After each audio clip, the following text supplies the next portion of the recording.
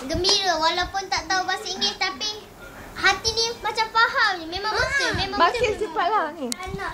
Banyak Cakap. I very good. Bakis cepat ni. Tengok awak punya peminat. Cepat. Bakis. Kalau tak sibuk datang Malaysia.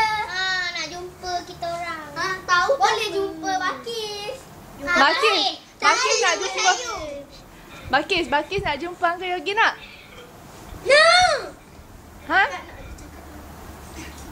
Cakap nak. Suruh Uncle Yogi bawa coklat banyak-banyak Untuk kita juga. Pasal Yalah. pusing kat bandar ni kita orang tunjuk dia jalan. Ya tu macam boleh. Tunjuk macam dia buat kereta. Ya dia banyak. Ha? Dia bawa banyak tak? Apa dia? Kita tunjuk situ. Nak kenapa? Cepat awak cakap. Bawa coklat. Bawa coklat banyak. Dia ada banyak coklat. Angkat Ada Yogi coklat. bawa coklat banyak-banyak. Betul. Sayang. Boleh kita makan sama-sama. Tapi jangan bawa banyak sangat. Nanti gigi patah. Tak sihat makanan ini guys. Betul. Betul. Good. Bakis kata nak bawa banyak. Apa? Bakis suruh bawa banyak coklat. 50.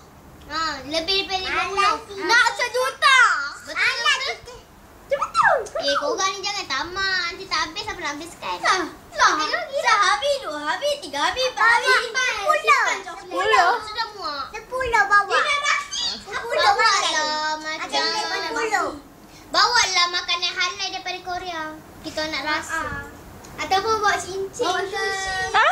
Tak yang tu. Yang bawalah cincin ke. Bawalah baju untuk kita orang. Tapi nasi lah. Saiz apa yang boleh dapat. Rantai ke. Saya nak saiz. Saya nak saiz. L. Jangan Saya saiz. M kecil M kan?